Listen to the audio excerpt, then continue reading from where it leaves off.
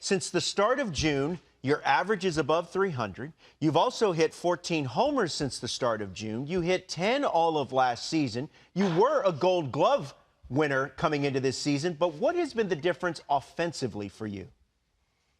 I think the biggest thing is this offseason, I really wanted to work on some mechanics and just simplify my swing to a point where I had no wasted movements. I mean, I'm a strong enough guy where I don't need to generate a whole bunch of power with any extra movement. So just simplified my swing as easy as I could and just wanted to allow my eyes to work to the best of its abilities and keep small moves. And it's been working really well for me. Oh, yeah. Whenever you talk about your swing when you're going well, I always see the word efficient. How has the path to an efficient swing gone? Has it always been like that?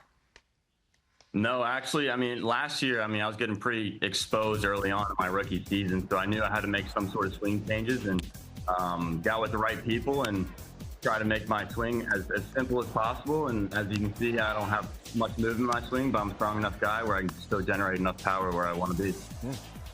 I want to ask you about your story because I coach youth baseball. Billy's in the space as well. And, you know, we're dealing with a date and time now where everyone feels they need to be the greatest player in the world at 14, 15, 16. That's just not the case for a lot of us.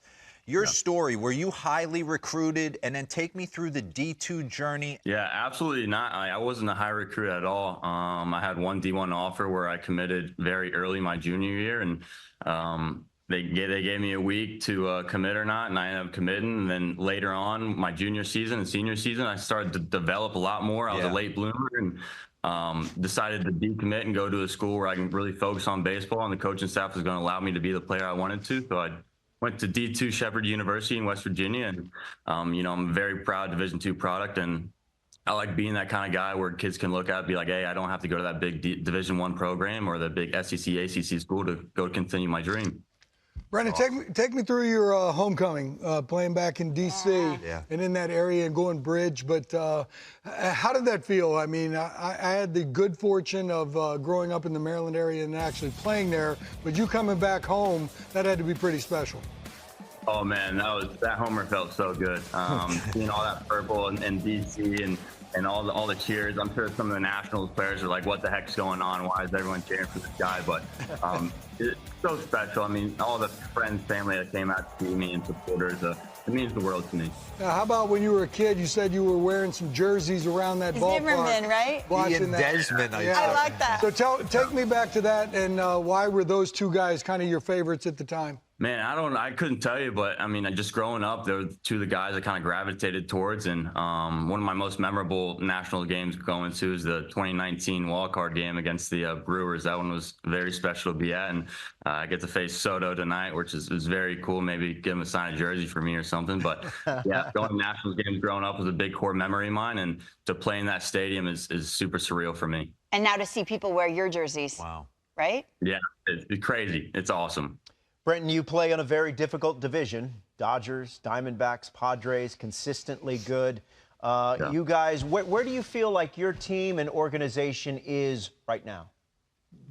Man, we have a lot of good young moving parts and a good mixture of veteran guys in the clubhouse to kind of take us under their wings. And, you know, we're really trying to get to a good step forward to, you know, give what the fans they want, because we have a great fan base in Colorado, and we just really want to flip the script and try to get a winning atmosphere there. Listen, you're one of the best defenders in the game, and I know a lot of what you do is probably very instinctual. But is there something you could give a kid at home? Is there one key that kind of helped you? Is it a drop step? Is it thinking a certain way? I mean, you can also go into mechanical stuff, you know, good first quick step moves or good instincts. But I think you really just got to love what you do out there. I mean, every single day during BT, I look forward to going out and shagging fly balls and getting reads whenever I can. And I just really found a home out there. And you really got to love what you do out there. Yeah. Brenton, flying into Denver. Oh, God. Honest. You're laughing. It's miserable, yeah?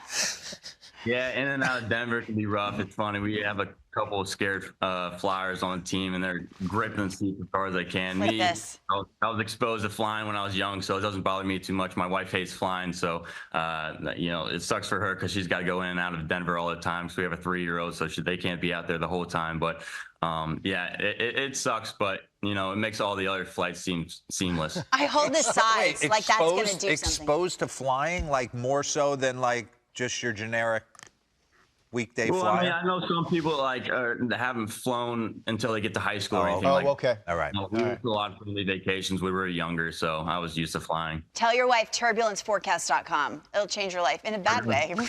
Really. Here, right over there. Don't tell her. I'll tell her. Real quick, what'd you have for breakfast? What'd you and the wife have for breakfast? He looks say like the an white. egg I white hate kind that. of guy. We had some bagels this morning with a coffee. I was telling one of the fans' questions was my typical breakfast, and it's the breakfast sampler from IHOP with 6 pieces of turkey bacon, Yeah, I ain't 4 mad at that. egg, hash browns, and 2 chocolate chip pancakes. That's Nothing like IHOP. You walk in, you're like, I just need directions. They're like stack of cakes.